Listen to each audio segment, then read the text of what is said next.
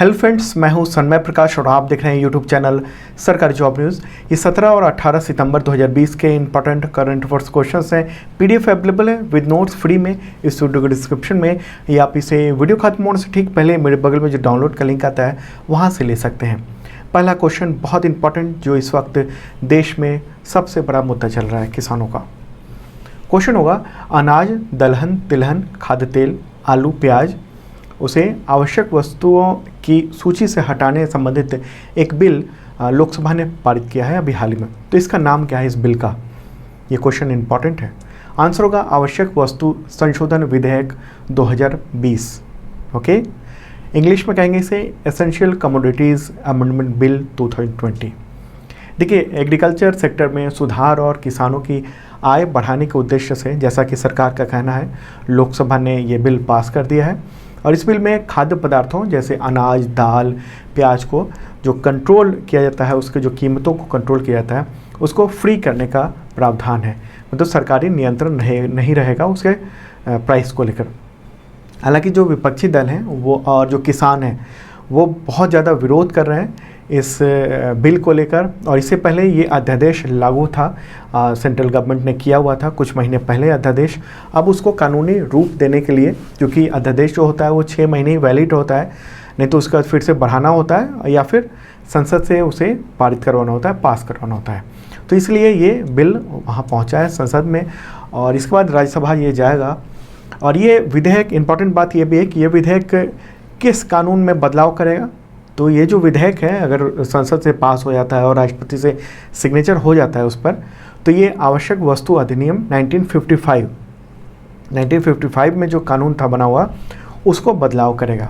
तो एक बार जान लेते हैं कि आवश्यक वस्तु अधिनियम 1955 क्या है, जिसमें बदलाव किया गया और क्या ज़रूरतें पड़ी सरकार को, जिसके खिलाफ किसान आप उधर पंजाब से लेकर और दक्षिण में कई राज्यों में वहाँ तक प्रदर्शन हो रहे हैं किसानों के। देखिए, आज़ादी के बाद क्या हुआ कि जो ऐसा देखा गया कि व्यापारी जो हैं वो फसलों को किसानों से औने पौने दाम में खरीद कर उसको स्टोर कर लेते थे और फिर काला बाजारी करते थे, काला ब्लैक मार्केटिंग करते थे। तो उसको रोकने के लिए एसेंशियल कमोडिटीज़ एक्ट 1955 बनाया गया था। इसके तहत क्या होता था कि जो कारोबारी हैं, बिजनेसमैन हैं, जो कमोडिटीज़ के, और उनको एग्रीकल्चर उत्पादों का एक लिमिट तक ही भंडारण करने की यानी स्टोर करने की क्षमता थी। उससे ज़्यादा करते हैं तो उन पर सज़ा या कानूनी कार्रवाई का जो एक तरह से नियम था। ओके, तो आपूर्ति वितरण को एक तरह से सरकार कंट्रोल करती थी ताकि जो रेट है वो सही से हो सके। एक तो आम लोगों को सही रेट मिल सके और किसानों को भी सही रेट मिल सके, इसलिए था वो। तो अब सरकार का जो तर्क है नया कानून बनाने का, सरकार ये कह रही है कि पुराने कानून की वजह से किसान जो है, जो अपना प्रोडक्ट है वो एमएसपी दर पर बेचने को मजबूर होते थे। मतलब एमएसपी मिनिमम सपोर्ट प्राइस, जो कि सेंट्रल गवर्नमेंट द्वारा तय होता है और एफसीआई उसको खरीदता है, food corporation of India MSP पर खरीदता है, मिनिमम सपोर्ट प्राइस पर।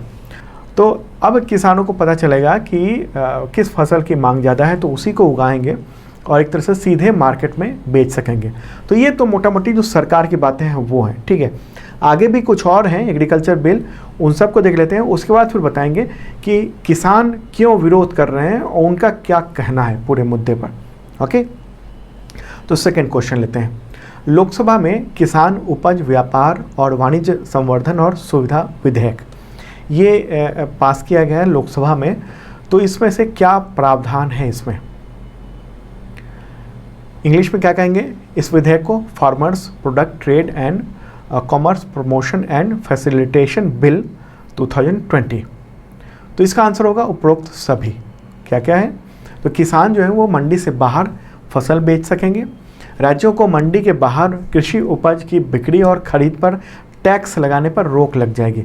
मतलब राज्य जो है वो मंडी से बाहर अगर कोई खरीद बिक्री हो रही है कृषि उपज की तो उस पर टैक्स नहीं लगा पाएंगे। तीसरी बात है कि राज्य के अंदर और या फिर दो राज्यों के बीच में एग्रीकल्चर ट्रेड को बढ़ावा मिलेगा। ठीक है, तो ये मूलतः 3 बात है। और ये जो विधेयक है, बिल है, वो राज्य सरकारों को मंडियों के बाहर की गई, मतलब वही खरीद बिक्री इन सब पर टैक्स लगाने से रोकता है। और इससे सरकार का ये कहना है कि एक तरह से किसानों को फ़ायदा मिलेगा, इससे बेचने की स्वतंत्रता मिलेगी।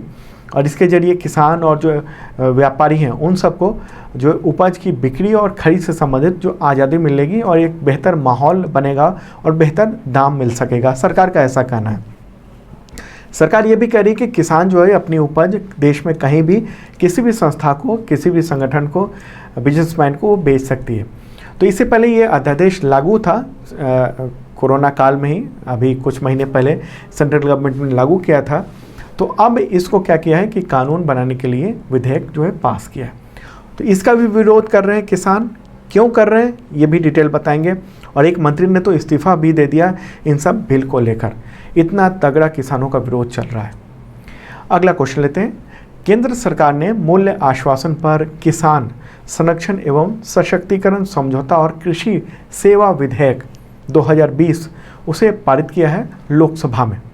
ठीक है, तो इसमें क्या प्रावधान है, इंग्लिश में कहेंगे इस विधेयक को the farmers empowerment and protection agreement of price assurance and farm services bill. तो इसमें क्या प्रावधान है, तो आंसर होगा इसका कॉन्ट्रैक्ट फार्मिंग। ओके, इनमें से कॉन्ट्रैक्ट फार्मिंग का ये इसमें प्रावधान है। ये जो बिल है इसमें एग्रीकल्चर जो करार होंगे यानी एग्रीमेंट होंगे उसका एक राष्ट्रीय फ्रेमवर्क तैयार किया जाएगा। ऐसा फ्रेमवर्क की एक तरह से नियम कि देश भर में लागू हो कि किस तरीके से एग्रीकल्चर से रिलेटेड जो समझौते हैं वो कैसे किए जाए, क्या हो, ख़ास तौर पर जो ये जो आंसर है कॉन्ट्रैक्ट फार्मिंग उसको लेकर। ठीक है, सरकार का ये कहना है कि इस कदम से फसल की बुआई से पहले किसान अपनी फसल तय मानकों और तय कीमत के अनुसार बेच सकेंगे और सरकार का ये पक्ष है कि इससे किसान का जोखिम कम होगा। दूसरी ओर जो खरीदार हैं, खरीदार को ढूंढने के लिए कहीं जाना नहीं पड़ेगा। एक नेशनल स्तर पर एक सेंटर होगा, वहाँ से आप कनेक्ट कर सकते हैं और बेच सकते हैं कहीं भी। और केंद्रीय कृषि मंत्री कौन है, नरेंद्र सिंह तोमर। तो उनका ये कहना है कि इससे बाजार की जो अनिश्चितता है, उसका जोखिम है, वो किसानों पर नहीं रहेगा और किसानों की आय में सुधार होगा। तो ये सब जो है अच्छी अच्छी बातें थी जो आपने समझी सरकार क्या कह रही थी। इन जो किसान से रिलेटेड जो कृषि विधेयक हैं, ये 3 विधेयक हैं, तीनों विधेयक आप ध्यान रखना। ओके, तो ये तो अच्छी बातें थी जो मैंने बताई। अब किसान क्या कर रहे हैं और क्यों इतना तगड़ा विरोध हो रहा है। ये विरोध कोई आसान, बहुत ऐसा विरोध नहीं हो रहा है कि सरकार नज़रअंदाज कर जाए। ठीक है, देखिए पंजाब, हरियाणा, उत्तर प्रदेश के बहुत सारे, पश्चिम उत्तर प्रदेश हो गया, आपको बिहार से कुछ वहाँ कम है लेकिन विरोध है। उधर दक्षिण के कई सारे राज्यों में इसका पुरजोर विरोध चल रहा है और ये इसी का नतीजा है कि प्रधानमंत्री नरेंद्र मोदी और उनके जो मंत्री हैं वो लगातार इस पर डिफेंसिव हैं। लगातार ये कह रहे हैं कि किसानों को भड़काया जा रहा है और वो लोग भड़का रहे हैं जो इस पर सालों से राज कर रहे थे, तो उन लोगों ने भड़का दिया है, इसलिए किसान रोड पर हैं। लेकिन किसान का क्या कहना है, ये इंपॉर्टेंट बात है। जब भी आप इस क्वेश्चन पर कुछ लिखना होगा आपको, चाहे यूपीएससी हो, चाहे पीसीएससी हो, उन सब में, चाहे अगर रेलवे का भी एग्ज़ाम हो, उसमें जो ऑब्जेक्टिव क्वेश्चन आते हैं तो कुछ बदल के भी आते हैं। तो इसमें यह भी आपको ध्यान रखना कि क्या मामला है, क्यों विरोध कर रहे हैं।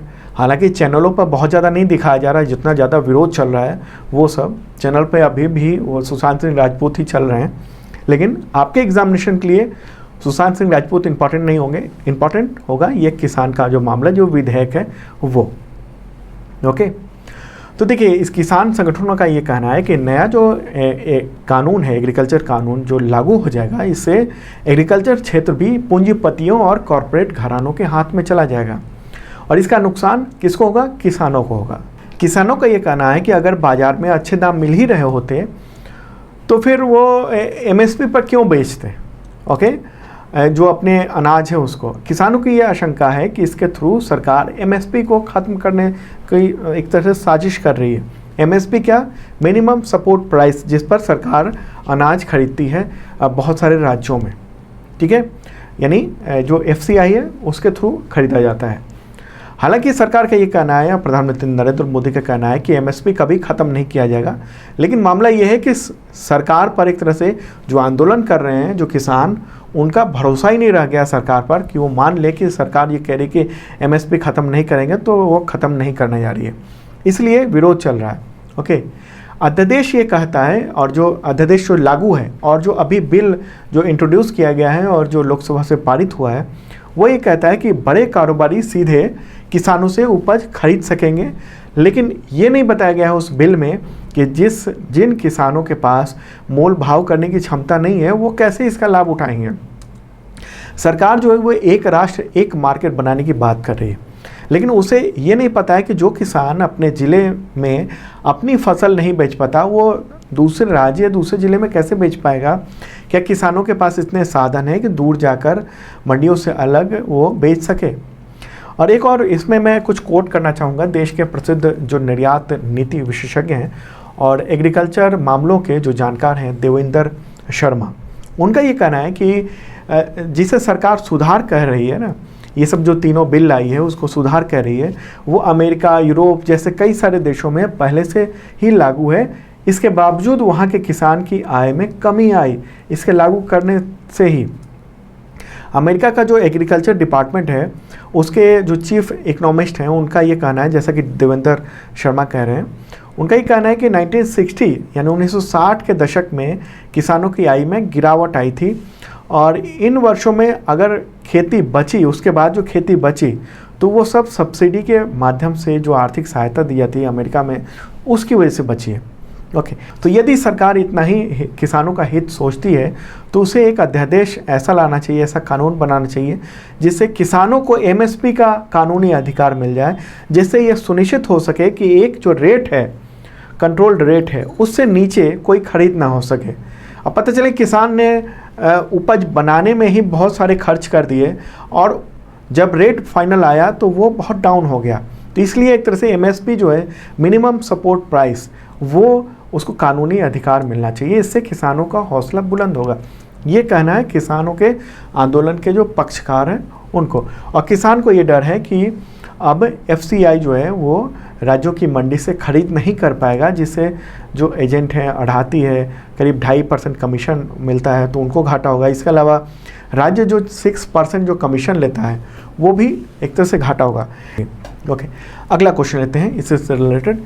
कृषि विधेयकों के खिलाफ किस केंद्रीय मंत्री ने इस्तीफा दे दिया है हाल ही में? आंसर होगा हरसिमरत कौर बादल।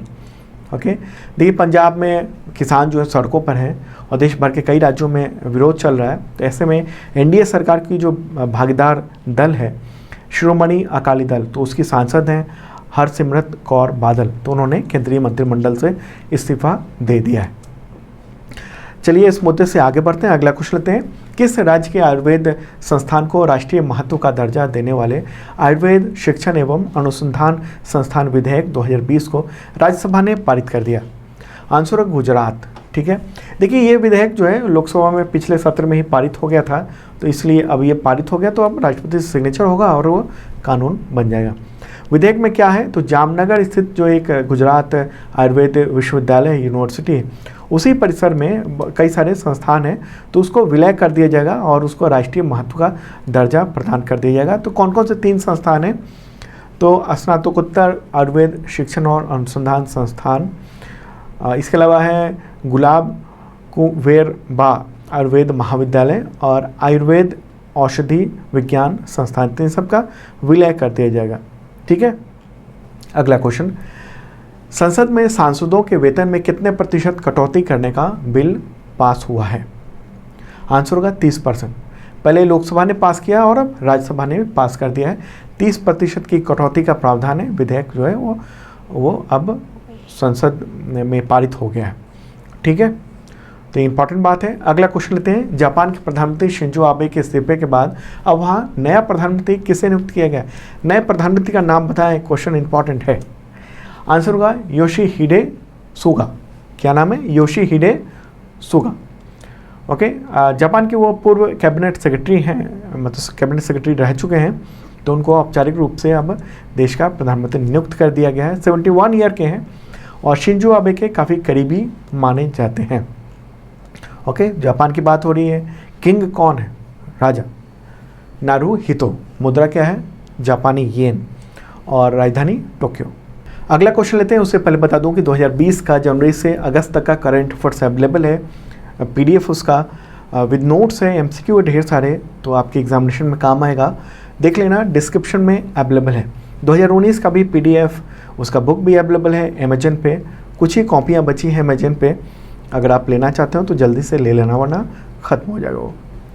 क्वेश्चन होगा अगला, केंद्रीय मंत्रिमंडल ने 15 सितंबर को हरियाणा की ऑर्बिटल रेल कॉरिडोर परियोजना को मंजूरी दी है। तो ये कितने करोड़ की योजना है? आंसर होगा 5600 करोड़, 5600 करोड़। ओके। प्रधानमंत्री नरेंद्र मोदी की अध्यक्षता में हुई कैबिनेट की वित्तीय मामलों की कमेटी ने ये जो है मंजूरी दी है। और ये जो रेल लाइन है वो हरियाणा के पलवल से शुरू होकर हरसाना कला रेलवे स्टेशन तक जाएगी, जो कि दिल्ली अंबाला सेक्शन पर स्थित है। और परियोजना का काम हरियाणा रेल इंफ्रास्ट्रक्चर विकास निगम वो पूरा करेगा, जो रेल मंत्रालय और हरियाणा सरकार का एक संयुक्त उपक्रम है। ओके, तो हरियाणा की बात हो रही है। मुख्यमंत्री कौन है? मनोहर लाल खट्टर। गवर्नर सत्यदेव नारायण आर्य। अगला क्वेश्चन, अंतर्राष्ट्रीय ओजोन परत संरक्षण दिवस यानी वर्ल्ड ओजोन डे कब मनाया जाता है? आंसर होगा 16 सितंबर। ठीक है, 16 सितंबर को मनाया जाता है। इस दिन को मनाने के उद्देश्य है लोगों को ओजोन परत के प्रति जागरूकता पैदा करना। ओजोन जो लेवल है वो धरती के सतह से 10 से 50 किलोमीटर के बीच में ये पाई जाती है वायुमंडल में। और ये आपको पता ही होगा कि पृथ्वी को जो सूर्य का जो हानिकारक अल्ट्रावायलेट रेज हैं उससे बचाने का काम करता है ये ओजोन परत। और ओजोन लेवल बिगड़ने से जलवायु परिवर्तन को बढ़ावा मिलता है, टेम्परेचर पृथ्वी का बढ़ सकता है, तो ये तरह तरह की समस्याएं हो सकती हैं। तो उसको संरक्षित रखने के लिए एक तरह से जागरूकता पैदा किया जाता है। ओके। अच्छा, ओजोन जो होता है वो अगर आसमान में है ओजोन लेवल में तो बहुत बढ़िया है, अगर धरती पर ओजोन है तो बहुत नुकसानदायक होता है। अगला क्वेश्चन लेते हैं, वर्ल्ड बैडमिंटन फेडरेशन ने अक्टूबर में होने जा रहे थॉमस और उबेर कप टूर्नामेंट को कब तक के लिए स्थगित करने का फैसला किया है? आंसर होगा 2021। कोविड-19 की वजह से ये स्थगित कर दिया गया है। ये डेनमार्क में होना था अभी 2020 में 3 से 11 अक्टूबर तक, लेकिन अब इसको रोक दिया गया है 2021 तक के लिए। अगला क्वेश्चन है, मेरा परिवार मेरी जिम्मेदारी यानी माई फैमिली माई रिस्पॉन्सिबिलिटी अभियान किस राज्य ने शुरू किया, किस राज्य सरकार ने?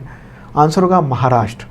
महाराष्ट्र के मुख्यमंत्री हैं उद्धव ठाकरे। तो उन्होंने ही अभी हाल ही में 15 सितंबर को कोरोना वायरस महामारी के प्रसार को रोकने के लिए ये अभियान चलाया है। 2 चरणों में चल रहा है, तो ये एक तरह से जागरूकता फैलाया जाएगा लोगों के बीच में। तो महाराष्ट्र के गवर्नर कौन है? भगत सिंह कोश्यारी। अगला क्वेश्चन लेते हैं, अमेजन एलेक्सा वॉइस असिस्टेंट के लिए किस बॉलीवुड अभिनेता ने को साइन किया गया है, मतलब कौन आवाज़ देंगे? आंसर होगा अमिताभ बच्चन। ठीक है, तो अमिताभ बच्चन के उनके द्वारा आपको चुटकुले, मौसम का हाल, सलाह, शायरी, कविताएं, तो ये सब सुनने को मिलेगा। अमेजन एलेक्सा जो है वो एक तरह से असिस्टेंस के लिए है। आप उससे कुछ पूछेंगे तो वो जवाब देता है। तो ये जो है, और इसके लिए यूजर्स को जो उसको यूज़ करते हैं उसको भुगतान करना पड़ता है। तो ये एक इम्पॉर्टेंट बात है। अगला क्वेश्चन लेते हैं, पूर्व खिलाड़ी सदाशिव राव जी पाटिल का निधन हो गया 15 सितंबर 2020 को। तो किस खेल से जुड़े थे? आंसर हुआ क्रिकेट। 86 ईयर के थे और वो अच्छे क्रिकेटर थे अपने समय में। ओके। अगला क्वेश्चन लेते हैं, विश्व जल निगरानी दिवस यानी वर्ल्ड वाटर मॉनिटरिंग डे कब मनाया जाता है? इसका आंसर है 18 सितंबर। ये हर साल मनाया जाता है, 2003 से मनाया जा रहा है 18 सितंबर को। जल की निगरानी, इसके संरक्षण, इन सब को लेकर। अगला क्वेश्चन लेते हैं, इंडिया में यूट्यूब द्वारा शुरू किए गए शॉर्ट वीडियो प्लेटफॉर्म का नाम क्या है? आंसर होगा शॉर्ट्स। ठीक है, तो ये प्लेटफॉर्म को जोड़ा गया है यूट्यूब में ही, और यूट्यूब में आप कोई भी 15 सेकंड का वीडियो बना सकता है। जो यूट्यूब का जो ऐप है उसमें अपडेट करके कोई भी व्यक्ति इस सुविधा को ले सकता है।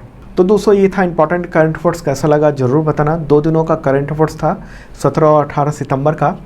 19 और 20 सितंबर का करंट अफेयर्स आपको 20 की मॉर्निंग को मिल जाएगा वीडियो। ओके, इसका PDF अवेलेबल हो गया है मेरे बगल में जो भी वीडियो आपने देखा उन सब का पूरा नोट्स भी है, तो क्लिक कीजिए, डाउनलोड कर लीजिए, या आप इस वीडियो के डिस्क्रिप्शन से भी डाउनलोड कर सकते हैं, वहाँ भी अवेलेबल है, और भी PDF अवेलेबल है। और जिन लोगों ने सब्सक्राइब नहीं किया ज़रूर करना, साथ में बेल आइकन दबाना मत भूलना।